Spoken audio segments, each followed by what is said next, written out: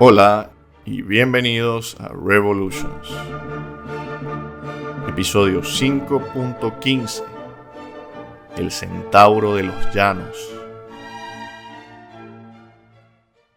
La causa de la independencia hispanoamericana marchaba bastante bien a mediados de 1817. José de San Martín acababa de dirigir su ejército en una notable ofensiva a través de la cordillera de los Andes y, tras una brillante campaña, había liberado Chile. Y Bernardo O'Higgins había sido instalado como dictador de Chile.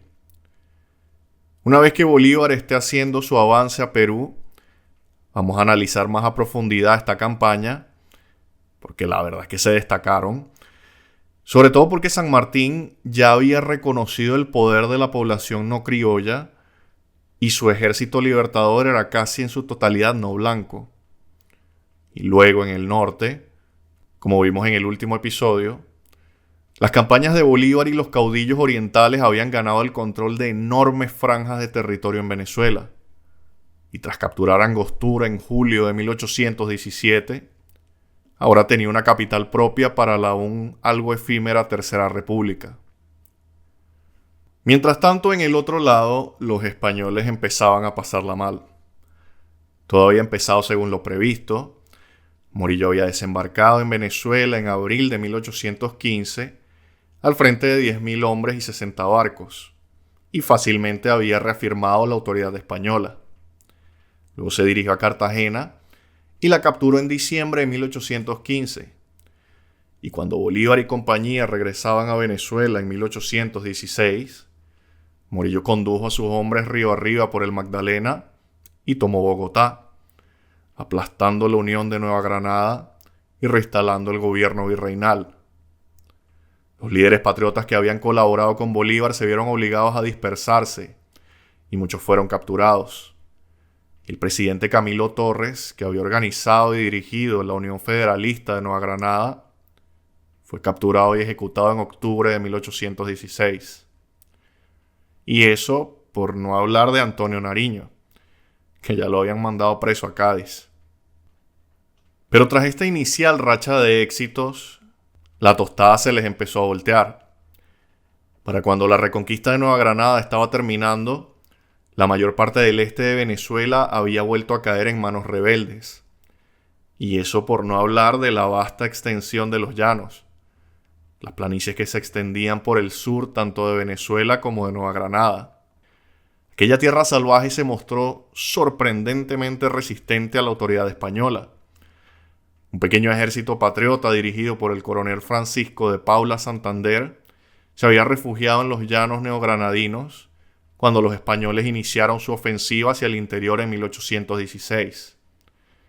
Y luego en los llanos venezolanos cuando, ya les vamos a contar. Se suponía que el general Morillo pacificaría Venezuela, luego pasaría a pacificar la Nueva Granada y luego seguiría moviéndose hacia el sur hasta Lima para completar la reintegración de las Américas en el Imperio Español. Pero en lugar de eso, Morillo ahora tenía que volver al terreno que ya había cubierto. Con la rebelión en Venezuela, Morillo condujo a su ejército por tierra a través de la frontera en enero de 1817, estableciendo un cuartel general en Calabozo, desde el que podía dirigir la reconquista del interior de Venezuela, que resultó ser una ardua tarea.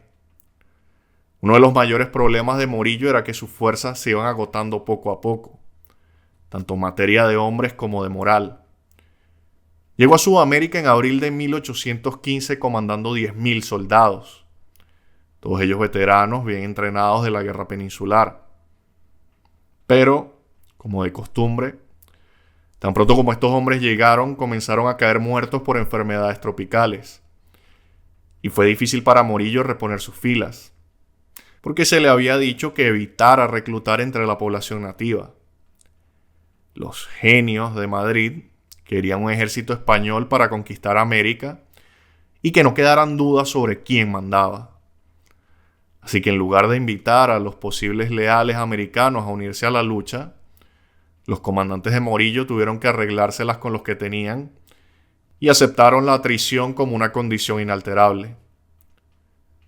Ahora bien, esto no era un mandamiento absoluto y tan pronto como llegó Morillo, aumentó su caballería incorporando hombres de la antigua Legión Infernal. Pero esos tipos ya habían sido incorporados a la estructura militar realista, y era cuestión de transferirlos más que de reclutarlos. Pero incluso si a Morillo se le hubiera permitido ir a reclutar, no está claro que hubiera tenido mucho éxito en las poblaciones mestizas que tan constantemente se habían unido a los realistas desde las campañas de Monteverde contra Miranda. Porque ahora las cosas habían cambiado. Los realistas buscan ahora el restablecimiento del antiguo orden colonial, con todo el bagaje racista que ello conlleva. Mientras que Bolívar y sus compañeros republicanos proclaman ahora la libertad y la igualdad. Así que para finales de 1817 la fortuna y el ímpetu parecían estar con los patriotas. Y por cierto, el general Morillo, ahora acuartelado en la ciudad de Calabozo, enviaba constantemente peticiones a Madrid solicitando por favor ser relevado de su mando. Simón Bolívar, mientras tanto, estaba situado al otro lado de Venezuela, en el río Orinoco, en la ciudad de Angostura. Reconocido ya mayoritariamente como el jefe supremo, Bolívar pasó los últimos meses de 1817 intentando cementar una estructura militar profesional para los ejércitos de la República, buscando moldear los ejércitos personales de los caudillos y fusionarlos en un solo aparato con una misma cadena de mando, con todo dividido en ejércitos y divisiones y brigadas y batallones, subsecuentemente. Y Bolívar, por supuesto, en la cima como comandante en jefe. A finales de septiembre creó un Estado Mayor permanente para garantizar la continuidad de la estrategia, la táctica y la logística. Y para mantener la disciplina en las filas, formalizó una red de tribunales militares para reducir los castigos arbitrarios impuestos por los comandantes. Y también la cantidad de hombres que escapaban al castigo por crímenes, abusos y desobediencia. Bolívar también creó un tribunal que regularía la confiscación y distribución de los bienes capturados. Hasta ahora el botín de guerra había sido distribuido por los caudillos entre sus hombres. Pero Bolívar centralizó ahora el proceso bajo un tribunal que asumiría la autoridad sobre todo el botín. Y los beneficios se destinarían en su mayor parte a cubrir los gastos del ejército. Es decir, salarios, provisiones, armamento, todo eso se tenía que pagar de alguna manera. Todo lo que sobrara se destinaría entonces al incipiente gobierno civil, que por el momento era un consejo de Estado que había establecido Bolívar en Angostura. En realidad no era más que un pequeño comité de dirigentes civiles y militares a los que el jefe supremo Bolívar acudía en busca de consejo. Pero eso era todo lo que podían ofrecer, un consejo. El jefe supremo tomaba todas las decisiones finales. Y entonces, para reforzar aún más su ejército, Bolívar también inició un programa que introduciría un elemento totalmente nuevo en la lucha por la independencia: los mercenarios extranjeros. Hasta ahora, solo algunos aventureros particulares habían participado en la lucha. Pero Bolívar se imaginaba algo más grande, más sistemático y, con suerte, más abrumador. Para poner en marcha este programa escribió a su viejo amigo Luis López Méndez, en Londres. Probablemente se hayan olvidado de Luis López Méndez, pero él fue uno de los 3 embajadores que la Primera República envió a Londres en 1811, los otros 2 siendo Andrés Bello y Bolívar. Tras el regreso de Venezuela a Bolívar, los otros 2 hombres se quedaron en Londres, viviendo en la casa de Miranda, y allí seguía López Méndez en 1817, actuando polivalentemente como embajador, cónsul comercial y promotor de la Venezuela republicana. Ahora bien, durante los últimos 6 años, López Méndez había hecho lo que podía para apoyar desde Londres. Y sobre todo, eso significaba comprar armas y suministros cuando y donde podía. Y después de 1815 empezó a tenerlo todo mucho más fácil, porque después de la batalla de Waterloo, el ejército británico tenía un exceso de reservas que tenían que ir a alguna parte. Y tipos como López Méndez podían llegar y conseguir tiendas de campaña y botas o lo que fuera a precios rebajados. A finales de 1817, Bolívar pidió a López Méndez no solo suministros, sino tropas. Quería soldados británicos veteranos para luchar por la independencia hispanoamericana. Así que López Méndez se puso en marcha con la ayuda de reclutadores pagados y también de hombres con ambiciones militares propias, que buscaban formar legiones personales para salir a conquistar Sudamérica. Y como era de esperar, esta gente les ofrecieron villas y castillos en Venezuela. Una tierra fértil y hermosa, a la espera de que algún astuto emprendedor reconociera y aprovechara la oportunidad. Alcanzarían fama y fortuna en una tierra exótica. Además, la guerra está ya casi que ganada. Todo lo que tienes que hacer es llegar, le das una patada por ese culo a los últimos españoles degenerados que quedan y te quedas viviendo como un rey. Todo esto era muy tentador. Ahora bien, si los reclutas potenciales eran veteranos, se les prometía un sueldo más alto, un ascenso de rango. Los capitanes serían coroneles, los coroneles serían generales, y así. Y en la historiografía solía ser bastante común describir a todos estos tipos como veteranos de las recién terminadas guerras napoleónicas. Soldados que habían sido desechados junto con todas aquellas tiendas y botas y que ahora vagaban por ahí buscando algo que hacer. Pero investigaciones más recientes han demostrado que en realidad no era así. Tal vez el 30% de los reclutas habían servido en algún momento en el ejército británico, pero el resto probablemente no habían disparado un arma en su vida y se sentían más atraídos por la promesa de establecer una rentable hacienda colonial que por la gloria de la batalla y el saqueo. Muchos de ellos afirmaban ser veteranos, pero en realidad habían llegado de la calle y nunca se les hizo muchas preguntas sobre su hoja de servicios. Porque lo que se trataba era de enrolar al mayor número posible y embarcarlos antes de que cambiaran de opinión.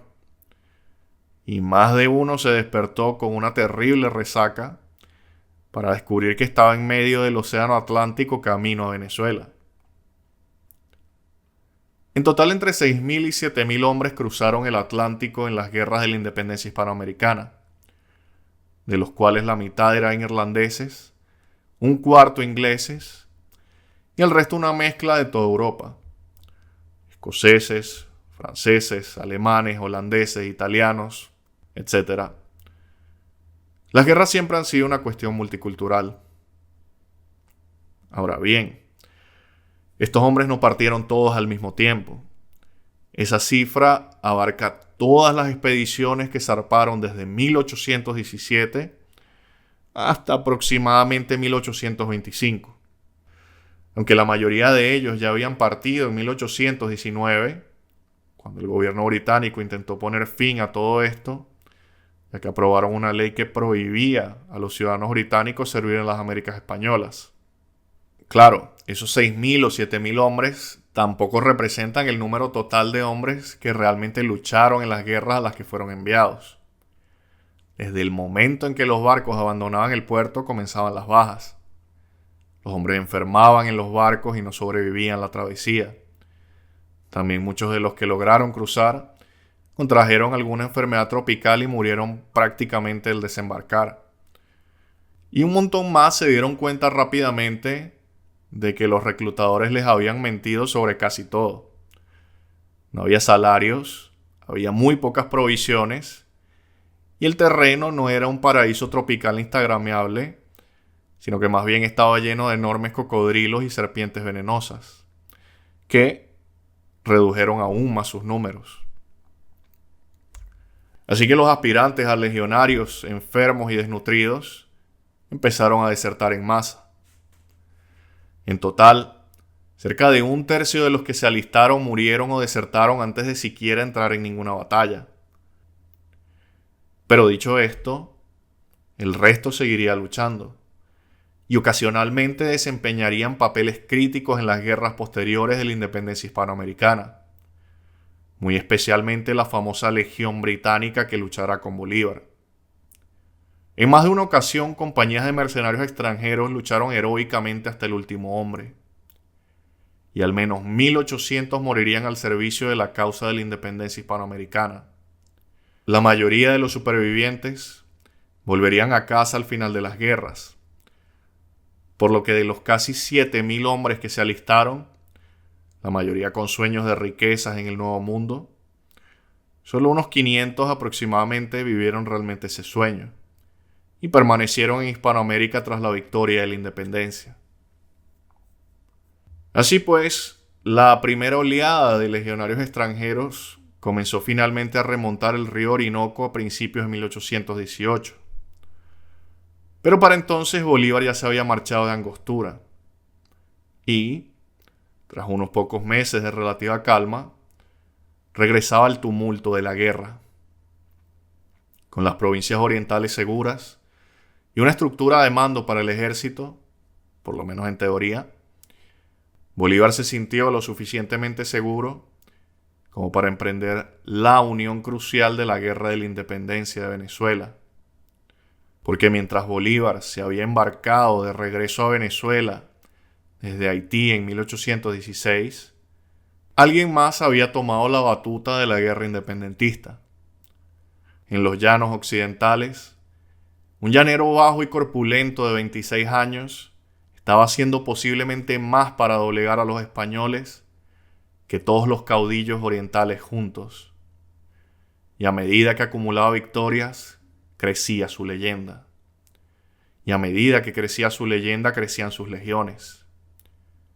Así que era claro que parte esencial del gran plan de Bolívar para la victoria incluía reclutar a este hombre. Así que es la hora de que hablemos de él. Hablemos, pues, de José Antonio Páez. José Antonio Páez nació en 1790 en un pequeño pueblo del interior de Venezuela. Su padre era de origen canario y ocupaba un cargo menor en el gobierno. Pero la familia era pobre y el joven José Antonio era uno más entre 8 hermanos. Recibió una educación escasa y quién sabe qué habría sido de Páez si su vida hubiera seguido una trayectoria normal. Lo más probable es que hubiera vivido y muerto en el anonimato. Pero su vida no siguió una trayectoria normal, porque a la edad de 15 años, Páez mató a un hombre. Hay varias versiones de la historia, pero la más famosa cuenta que le habían dado algo de dinero para ir a la ciudad y hacer algunos trámites para luego volver a casa. Pero en el camino de vuelta fue asaltado por unos salteadores de caminos. En el enfrentamiento Páez disparó y mató a uno de los ladrones, pero ahora implicado en un asesinato, el adolescente Páez decidió salir de la ciudad en lugar de arriesgarse con las autoridades.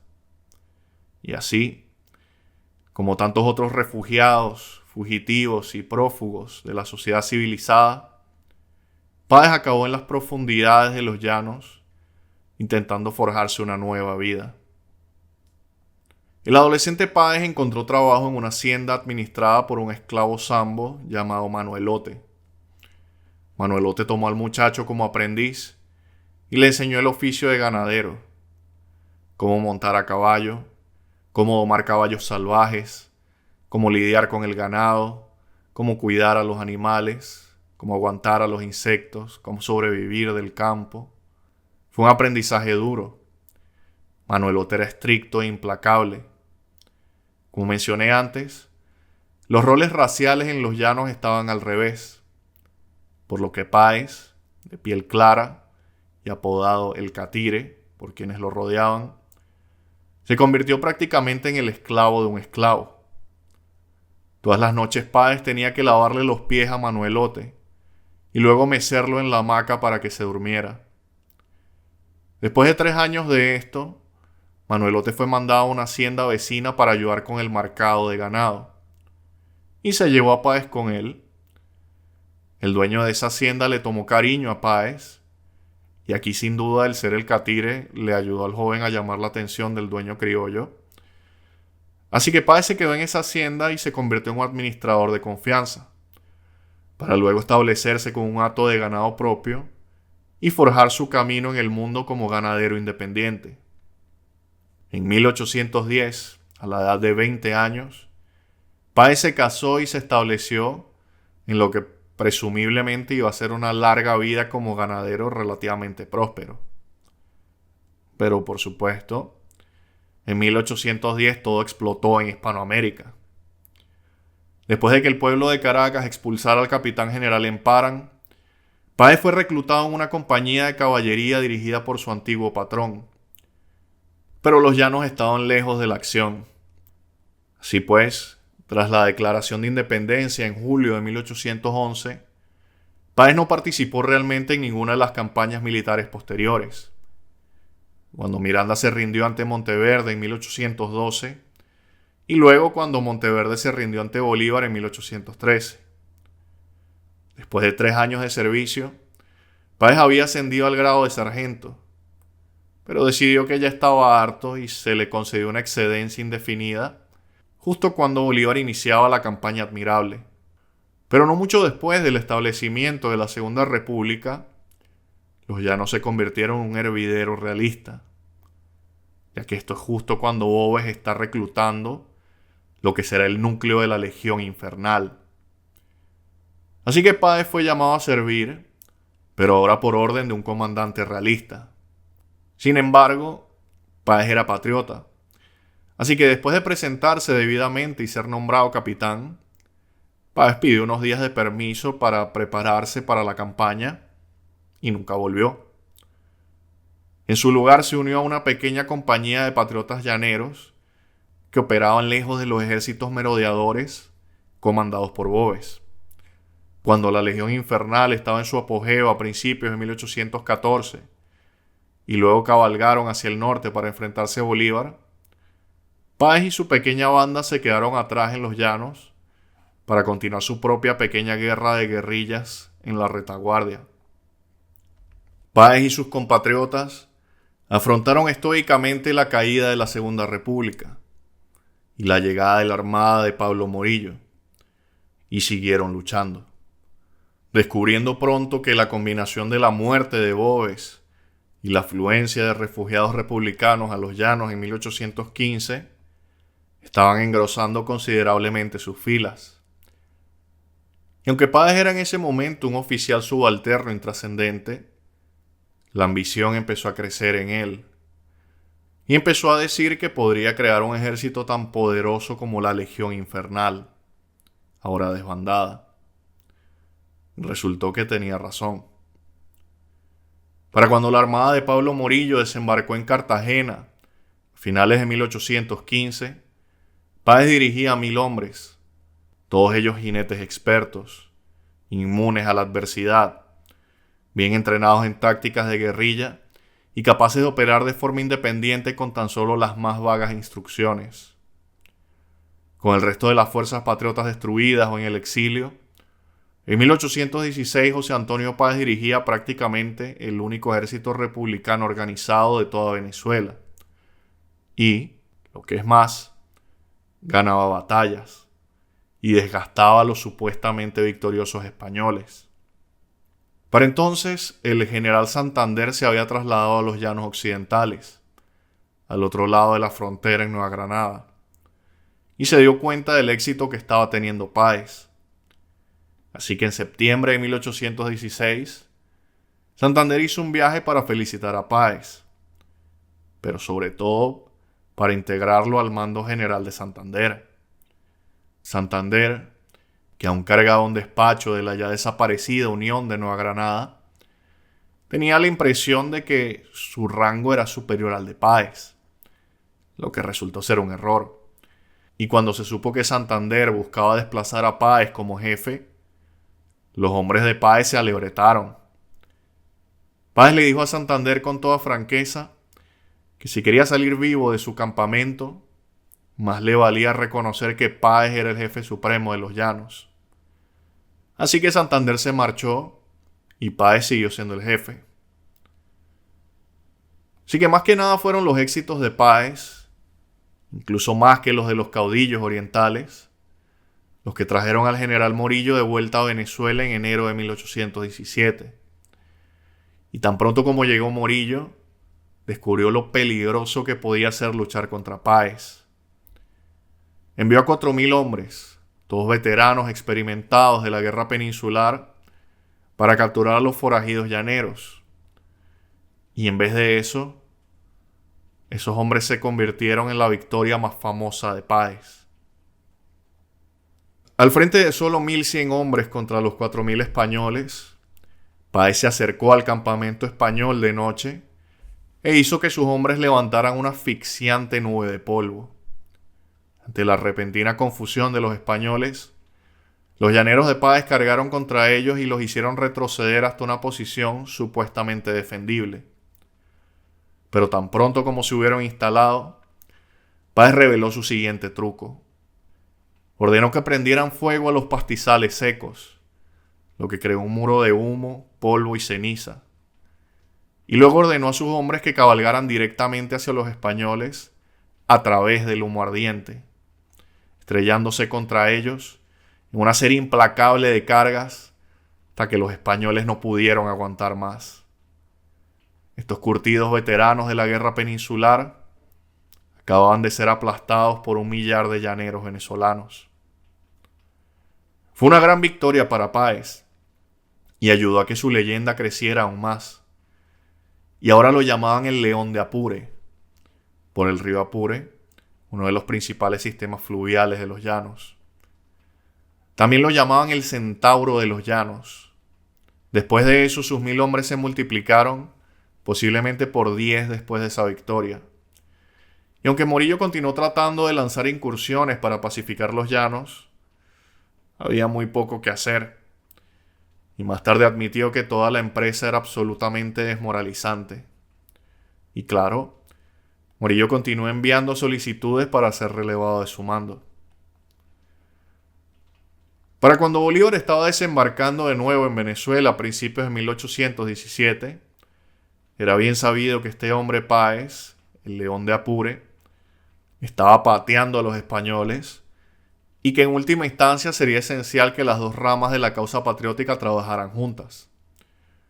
Pero pasaría otro año antes de que se pudiera hacer esa conexión. Bolívar tenía que dirigirse primero hacia el sureste, a Guayana, y luego remontar el Orinoco hasta Angostura en julio, para después solidificar el dominio patriota sobre las provincias orientales. Pero en diciembre de 1817, Bolívar y Páez ya estaban intercambiando cartas y acordaron reunirse el mes siguiente para llegar a un acuerdo. Así que Bolívar partió de Angostura en la víspera de Año Nuevo de 1817, a la cabeza de 3.000 hombres. Y durante los siguientes 20 días viajaron 400 kilómetros río arriba por el Orinoco y luego hacia los llanos para su decisivo encuentro con el Centauro de los Llanos. El objetivo de Bolívar era obviamente hacer lo que Santander había sido incapaz de lograr: conseguir que Páez le reconociera como jefe supremo. Y ustedes se preguntarán, ¿por qué Páez iba a hacer eso? De hecho, Páez era muy escéptico de ese tal Bolívar. Páez lo conocía por su reputación, pero por supuesto esa reputación no es precisamente impecable. Si bien Bolívar había ganado algunas grandes victorias y obviamente estaba comprometido con la causa patriota, de alguna forma siempre terminaba exiliado. Y eso sin contar el desdén del general llanero por los aristócratas criollos cifrinos, que Bolívar sin duda era. Así que fue una sorpresa para Páez tanto como para cualquier otro, cuando el 31 de enero de 1818, este pequeño dandy se presentó con su uniforme inmaculado y su camisa blanca almidonada, apestando a colonia, y terminó cayéndole bastante bien a Páez. Como hemos visto, Bolívar poseía un carisma excepcional. No se mostraba prepotente ni arrogante, sino más bien un soldado despreocupado y práctico, tan inmune a las adversidades personales como los propios llaneros. A lo largo del tiempo que pasaron juntos, la mayoría de los llaneros llegaron a respetar bastante a Bolívar, que no tardó en unirse a las proezas de fuerza y los desafíos físicos con los que se divertían los hombres en el campo.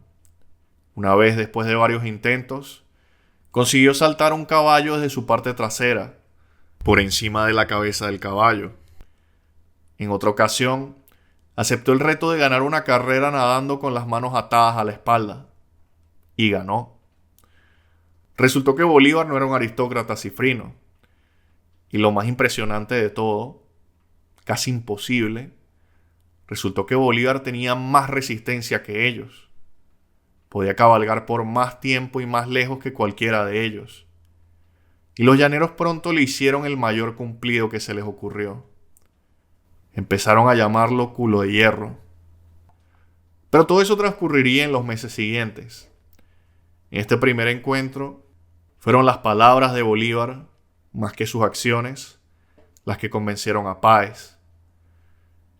Y el León de Apure llegó a creer que Bolívar, con toda su educación, erudición y experiencia, sería mejor comandante en jefe de los ejércitos patriotas que un humilde llanero como él. Además, Bolívar no venía con las manos vacías. Con los realistas controlando la costa norte, los habitantes de los llanos habían perdido la posibilidad de exportar sus carnes y cueros, y como resultado su economía se había estancado desde hacía tiempo. Pero Bolívar controlaba ahora Angostura y el río Orinoco, y prometió a los pobres llaneros una salida para sus exportaciones. Páez nunca sería 100% bolivariano, pero aceptó llamar a Bolívar el jefe supremo y dejar que Bolívar tomara la iniciativa en la siguiente fase de las campañas. Esa siguiente etapa se desarrollaría en el transcurso de la primera mitad de 1818 y llevaría a muchos a creer que Páez, y no Bolívar, debía ser realmente el jefe supremo. Bolívar siempre tenía grandes planes y ahora quería tomar toda Venezuela y empujar hacia Nueva Granada para libertar a sus hermanos de Occidente. Este plan en particular estaba siendo alentado por el coronel Santander, que había cabalgado para unirse a Bolívar y Páez cuando se enteró de que estaban reunidos. Les rogó que le ayudaran a reinvadir Nueva Granada y por supuesto Bolívar estaba dispuesto a hacerlo. Pero Páez nunca estuvo ni estaría convencido de esta idea. Él no quería dejar atrás los llanos. Sus hombres eran gente de planicie y perderían todas sus ventajas en las montañas. Pero la liberación de Nueva Granada ya no era el mayor sueño de Bolívar.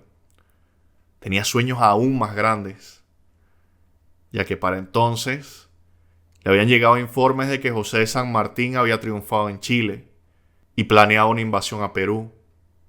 Así que a Bolívar se le antojó ir a Perú.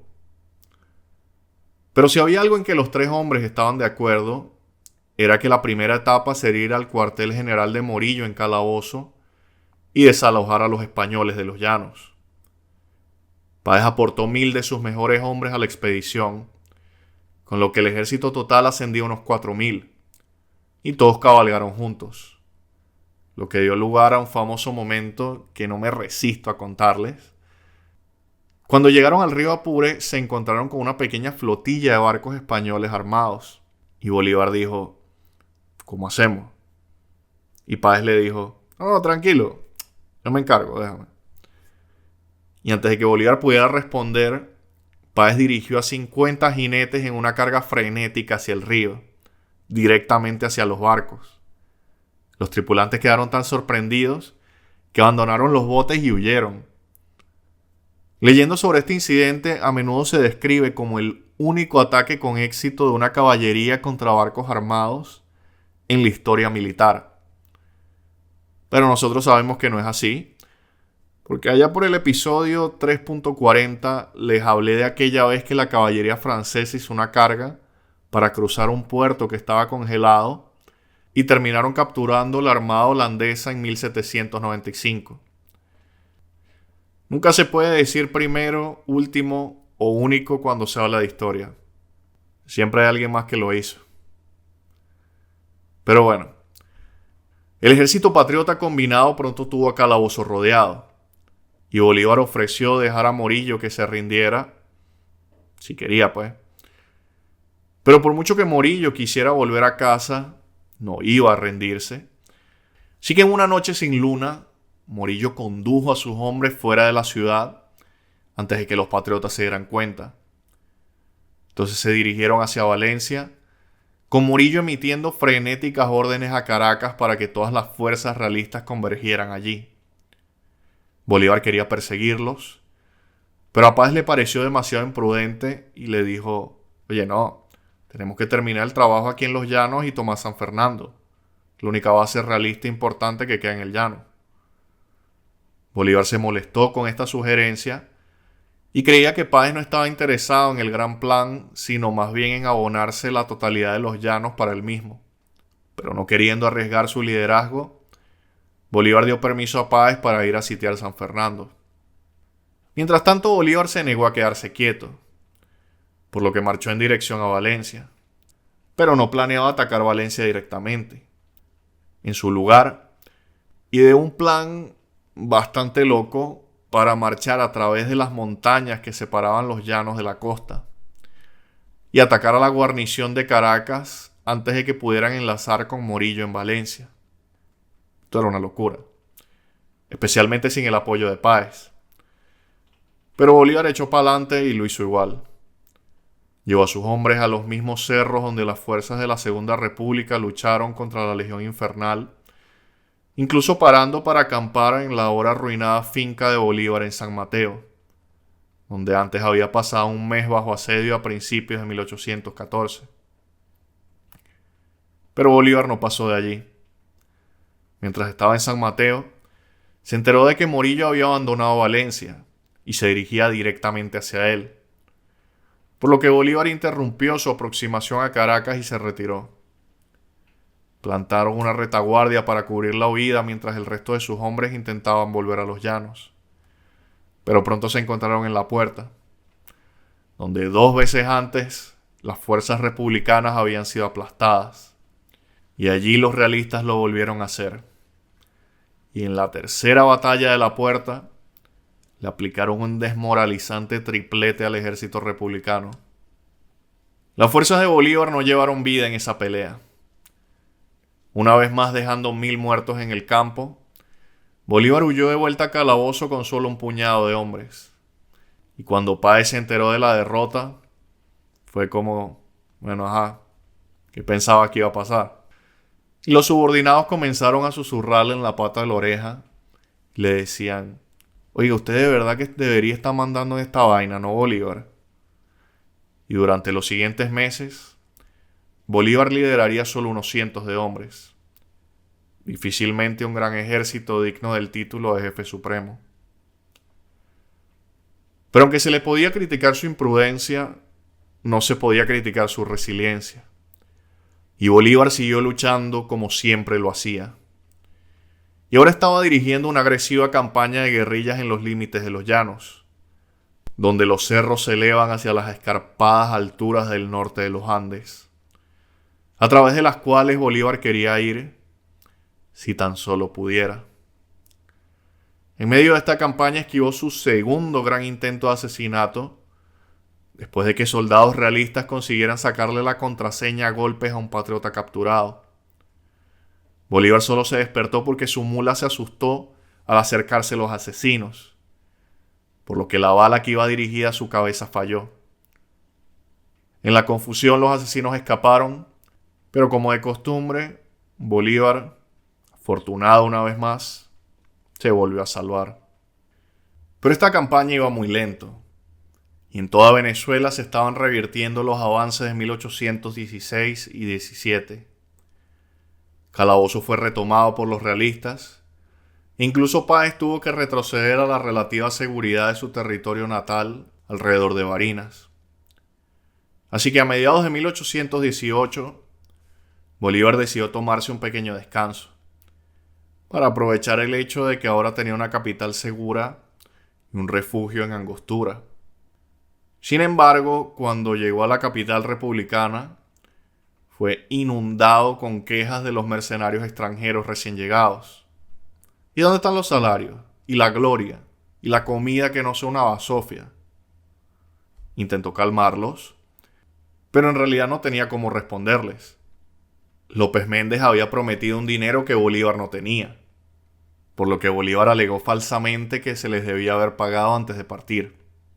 Pero todo esto se solucionaría y estos tipos acabarían sirviendo a las órdenes de Bolívar, porque si hay algo que nos enseña la historia, es que siempre debes pagarle a tus mercenarios. Y este es el momento en el que se podría esperar que Bolívar estuviera a punto de sufrir su quinto exilio, pero aunque el panorama era más oscuro de lo que a él le hubiera gustado, las fuerzas realistas no tenían la capacidad de desalojarlo del río Orinoco, por lo que, en lugar de exiliarse, Bolívar se atrincheró. Pasó la segunda mitad de 1818 viviendo en Angostura, realizando de vez en cuando viajes de inspección por el territorio controlado por los republicanos, aunque a veces se encontraba con que sus fuerzas tenían menos territorio que la última vez que había chequeado. La moral estaba baja y todo el proyecto parecía haberse estancado. Así que, como de costumbre, Bolívar soñó un plan aún más grande e impresionante, como el coyote de las comiquitas decidiendo que la única manera de llegar al otro lado del acantilado es corriendo más rápido. Así que empezó a planear una invasión de Nueva Granada, una invasión tan audaz como nunca había planeado, y no habían sido pocos sus planes arriesgados. Ya para finales de 1818, Bolívar había tenido suficiente tiempo para entrenar y organizar algunas fuerzas, y también llegar a algún tipo de acuerdo con la legión extranjera para que lucharan por él. Pero antes de emprender la temeraria ofensiva, Bolívar quiso hacer un gran gesto, porque tenía la sensación de que el mundo lo estaba observando, y en realidad sí lo estaba. Tanto Estados Unidos como Gran Bretaña habían enviado representantes para investigar la realidad de esta República Independiente de Venezuela y si realmente merecía la pena apoyarla. Todo ello justo en vísperas de la doctrina Monroe, que se oponía al colonialismo europeo en el hemisferio occidental, ya que las actitudes de política exterior en Estados Unidos estaban empezando a cambiar. Desgraciadamente, no existía realmente una República de Venezuela de la que hablar. Existían el ejército y el Consejo de Estado, pero eso difícilmente iba a impresionar a los emisarios extranjeros. Así que el 15 de febrero de 1819, Bolívar convocó al Congreso de Angostura, 26 delegados que representaban no solo a Venezuela, sino también, ambiciosamente, a Nueva Granada. Y todos ellos reivindicaban ahora ser el gobierno soberano de Colombia, una nación independiente que abarcaba todo el antiguo virreinato de Nueva Granada, desde Guayana hasta Quito. Era una declaración vacía, por supuesto, pero encajaba con la gran visión de Bolívar y su más reciente gran proyecto.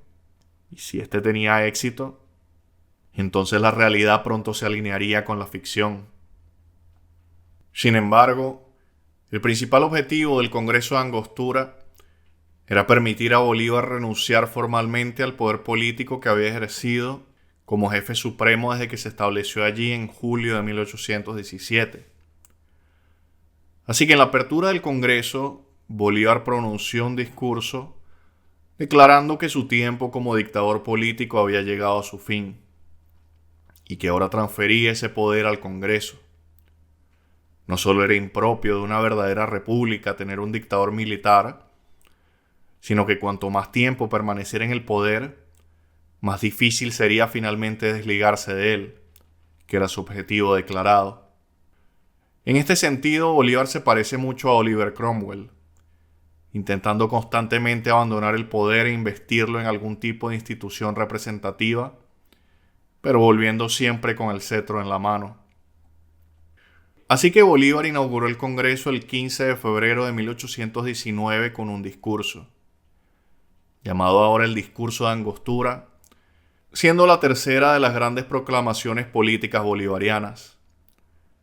Y en él recapituló muchos de los mismos temas que había estado desarrollando desde el Manifiesto de Cartagena: que el federalismo fracasaría en la América española porque los españoles la habían sometido al triple yugo de la ignorancia, la tiranía y el vicio. Dijo que los hispanoamericanos debían adaptar sus propias instituciones a su propia población, para crear el mayor bien para el mayor número de ciudadanos. Una teoría que ahora amalgamaba Montesquieu y Jeremy Bentham. También reiteró su argumento de que los americanos eran una nueva especie, ni indios ni europeos, sino una combinación, aunque ahora introdujo un nuevo elemento. Adoptando ahora la libertad y la igualdad, incluyó finalmente el elemento africano como característica esencial de la nueva raza americana. Dijo: el europeo se ha mezclado con el americano y con el africano, y este se ha mezclado con el indio y con el europeo, nacidos todos del seno de una misma madre. Y luego suplicó literalmente la abolición de la esclavitud. Imploro la confirmación de la libertad absoluta de los esclavos, como imploraría por mi vida y la vida de la República. Así que vemos que Bolívar vela ahora por toda la población en su conjunto, y no se centra solo en una parte de ella.